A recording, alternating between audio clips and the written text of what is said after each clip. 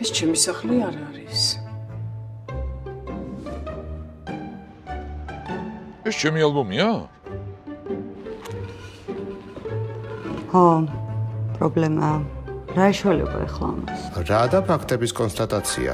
ეს ყველაფერი შეიძლება მართლაც პრობლემა ყოფილიყო, რომ არ გწოდნოდა უნიკალური სერვისის შესახებ სახელად ფაქტების კონსტატაცია.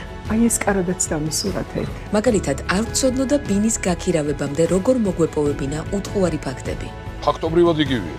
ან არ გწოდნოდა როგორ დაგვეცვა ჩვენი ინტელექტუალური საკუთრება. თუმცა ჩვენ ფაქტი ესეც ფაქტი. ყისიერად ავსახეთ და უტყუარ მტკიცებულებად ვაქციეთ.